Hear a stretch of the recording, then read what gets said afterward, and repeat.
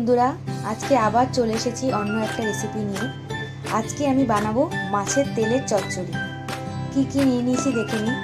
প্রথমে নিয়েছি মাছের তেল, বেগুন কেটে নিয়েছি ডুমো ডুমো করে, আলু সেটাও ডুমো ডুমো করে কেটে নিয়েছি, আর পেঁয়াজ কুচি, টমেটো কুচি আর রসুন থেতো করে নিয়েছি 5-6 কোয়া রসুন।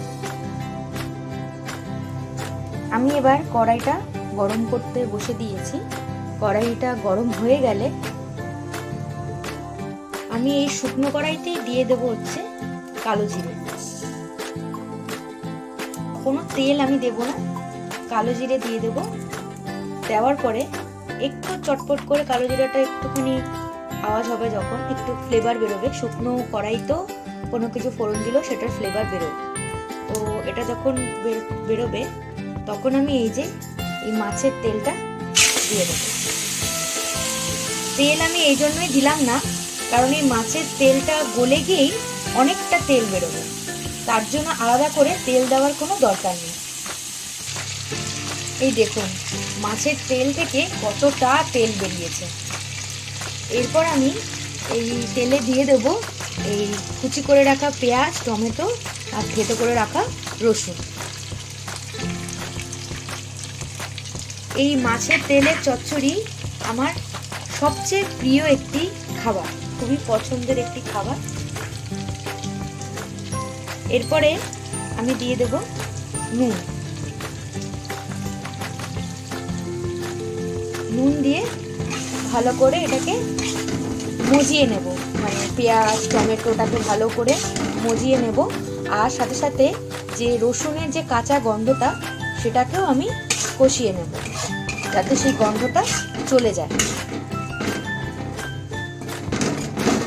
এবার এটা মজার জন্য আমি 5 মিনিট মতো কড়াইটাকে ঢাকা দিয়ে রাখবো। দেখুন পেঁয়াজ টমেটোটা একদম মজে গেছে, আর রসুনের যে কাঁচা গন্ধটা সেটাও চলে গেছে। এরপর আমি কেটে রাখা আলুগুলো দিয়ে দেব। এরপর দেব পরিমাণ মতো হলুদ গুঁড়ো,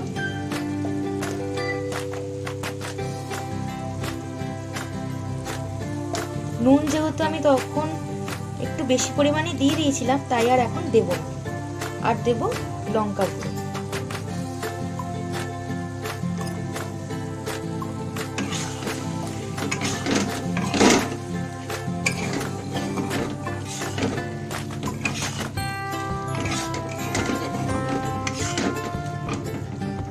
যা হবে আলু যা ভাজা হবে সব এই মাছের তেলেই হবে, কারণ মাছের তেলটা যত আগুনে মানে হিটেড হবে, যত গলবে তত তেল বেরোবে, তত তো যা হবে এই তেলেই হবে। আলাদা করে এক্সট্রা করে আর কোনো তেল আমি আগেও দিইনি আর পরেও দেব না।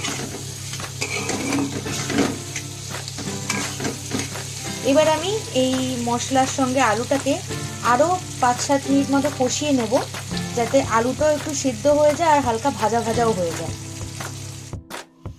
আলুটা আমার কষানো হয়েও গেছে আর ভাজা ভাজাও হয়ে গেছে, আর আলুটা আমার মোটামুটি হাফ সিদ্ধ মতো হয়ে গেছে। এরপর আমি দিয়ে দেব মাঝখান থেকে ফাটিয়ে রাখা কাঁচা লঙ্কা।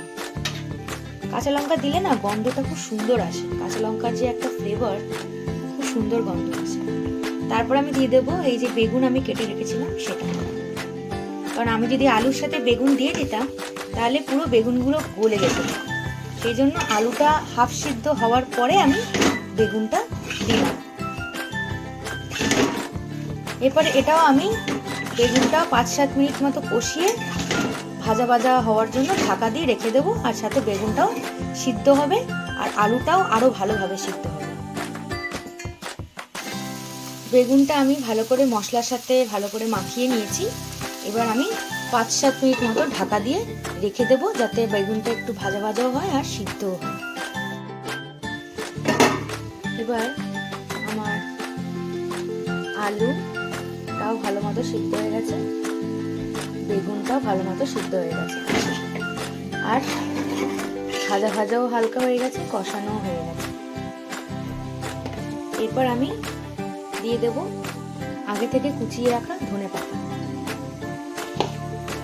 আর নুন আমি আগেই দেখে নিয়েছিলাম, সেটা আর আমি ভিডিও করিনি। নুন একদম প্রপারই ছিল, আর নুন আমাকে দিতে হয়নি। তো কুচিয়ে রাখা ধনেপাতাটা দিয়ে দিলাম, দিয়ে সবগুলোর সঙ্গে মিশিয়ে নেব। নিয়ে আমি আর 2 মিনিট মতো ঢাকা দিয়ে রাখবো। 2 মিনিট হয়ে গেছে, আর হালকা ভাজা ভাজাও হয়ে গেছে। তো ওটা আরেকটু ভালো করে ভাজা ভাজা করে নিলাম, যাতে ওই লেদে কাদা কাদা ব্যাপারটা না থাকে। এবার আমি গ্যাস বন্ধ করে মাছের তেলটা নামিয়ে নেব। এই যে মাছের তেলের চচ্চড়ি আমার সম্পূর্ণ রেডি। ধোয়া উঠছে একদম, আর গরম গরম ভাতের সাথে খেতে তো পুরো একদম জমেই যাবে। তো যারা যারা মাছের তেল খান না, তারা প্লিজ একবার ট্রাই করে দেখবেন এই রেসিপিটা, আর আমাকে জানাবেন কেমন লেগেছে। কারণ আমি মনে করি সব কিছুই একবার ট্রাই করে দেখা উচিত। আর কারা কারা এটা খুব খেতে ভালোবাসেন এবং কাদের কাদের এটা খুব আমার মতনই পছন্দের খাবার, তারাও আমাকে কমেন্ট করে জানাবেন।